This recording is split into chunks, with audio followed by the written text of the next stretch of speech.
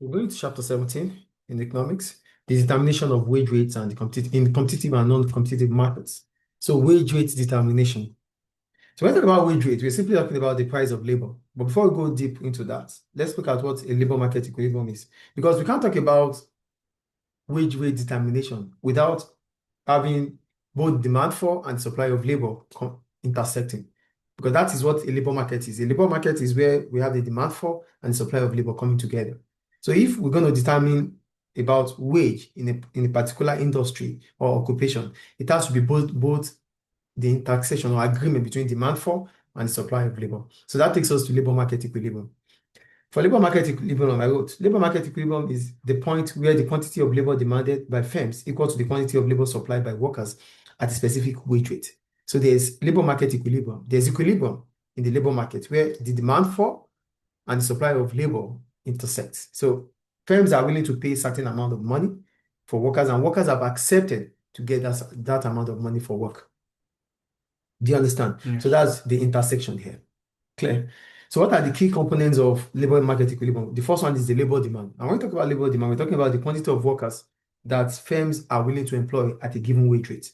That is labor demand. Then we have labor supply, which talks about the quantity of workers who are willing and able to work at different wage rates. So that means the occupation will determine the kind of pay that is, aligned to that occupation. Then the wage rate. When we talk about wage rate, we're simply talking about the price of labor, typically expressed in hourly or annually, which is yearly. Then the equilibrium itself. When we talk about equilibrium, we're simply talking about the point where low labor demand and supply curve intersect, significantly a balance between the needs for employers and employees. So that means firms need to employ workers, and workers are making themselves available. So that market will clear because the demand for meets the supply of. Clear? Yeah. Any question about that? No. Then how it works. There's labor market equilibrium because supply and demand are equal. So how does it work? It works based on the fact that it's a labor market equilibrium. And labor market equilibrium means there's demand for and supply of.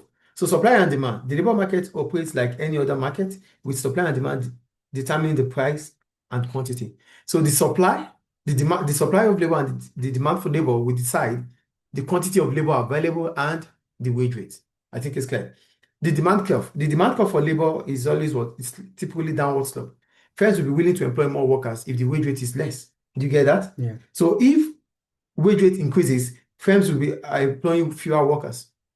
Then the supply curve of labor. The supply curve of labor is what? It's the upward slope. Why? Because individuals will be willing to work if the wage rate is increasing. Is that point clear? Yeah. Then the equilibrium point is the intersection between both curves, the supply and the demand curve. I think it's clear. Is it clear, please? Yeah. Okay. Then we have the market adjustment. And when we talk about the market adjustment, it simply means sometimes the market will not be at equilibrium. So when the market is not at equilibrium, either there's excess demand for or excess of or labor shortage. So if this happens, it's just going to be temporarily before the market starts adjusting itself. Do you understand? Yeah. So that is how it works. Any question about that? No. Okay.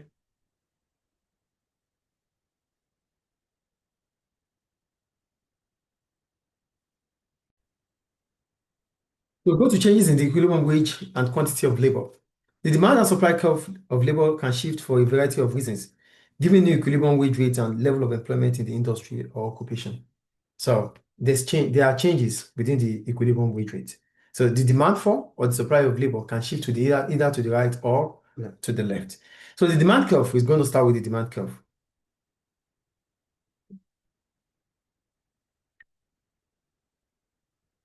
Okay. Yeah.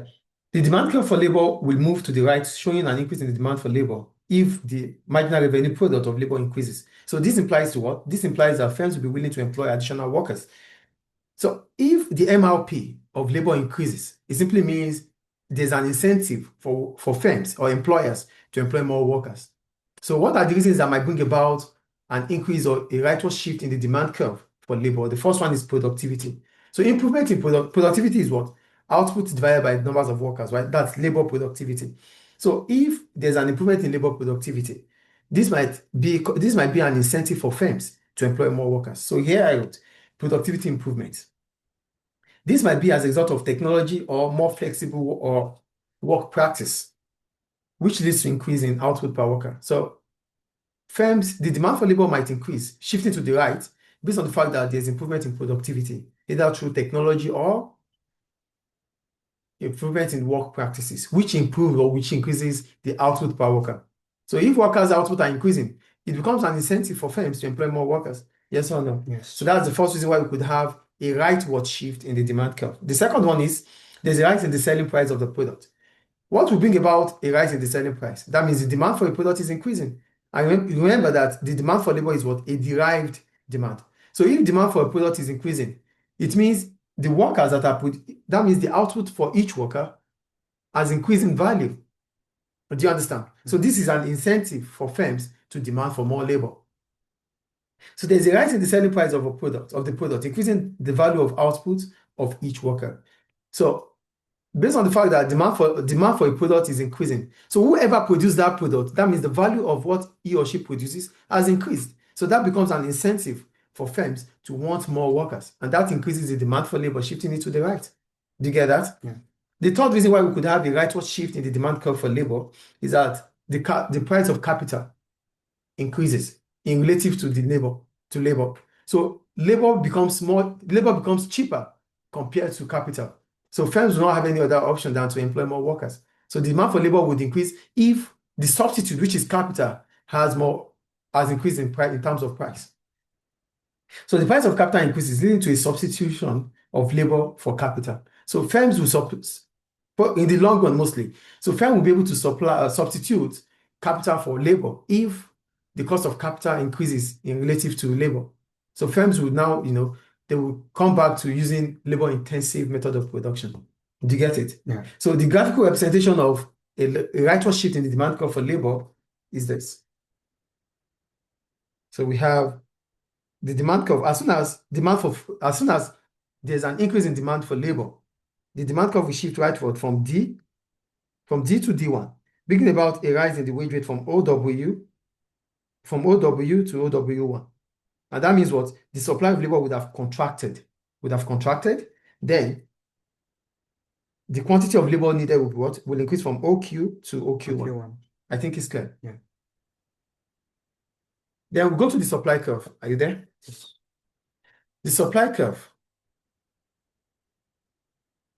curve might move to the right. When we talk about the rightward shift here, the supply curve might move to the right, showing an increase in supply based on the following reasons. One, there's an increase in the number of workers in the population as a whole, which could be because of government fiscal policies like taxation or maybe incentives like subsidies. There could be a cut in taxes, or there could be what? An increase in welfare, a fall in welfare benefits. These are government policies, right? Or demographic trends. Maybe young people are more or less, or aging population is reducing. Or increase in incentive to work. An incentive to work might be as a result of, maybe low wages, low welfare benefit or unemployment benefits. So all these would make workers to want to work. So these are incentives to want to work. So if the motivation to work increases, the supply of labor would shift to the right. That's the first one. I think it's clear. Yeah. Then the second one is wages and conditions of work deteriorate in other industries. So if the condition of work in a specific industry or certain industry deteriorates, that it's not improving, so workers will not have any other choice than to move from that industry to a promising one. For example, the educational industry is maybe the working condition within the educational industry is deteriorating. Teachers will start thinking about other industry. They heard that the oil industry is making waves. The oil industry is becoming more promising. So you will see teachers, moving from the educational industry to the oil industry or to the oil sector. So that might shift the supply curve of labor in the oil sector to the right, increasing the supply of labor. And as soon as the supply of labor increases in the oil sector, what happens? The price of wages, the price of labor will drop. Do you understand? Yeah. So this is the graphical representation of that. This is it here. Don't mind the exhibit here. So we have it here. An increase in the supply of labor will contract the demand for labor. And if the demand for labor contracts, it means less demand for workers would reduce what? The wage rate. So an increase in supply of labor will shift the supply curve of labor rightward from S to S1 as the quantity increases from OQ1 to OQ2. And that will drop the price of wages or the price of labor from W1 to W2. I think it's clear. Yeah. Okay. So in the next class, we're going to talk about elasticity of demand for and supply of labor. This one's a long one. Yeah, sure.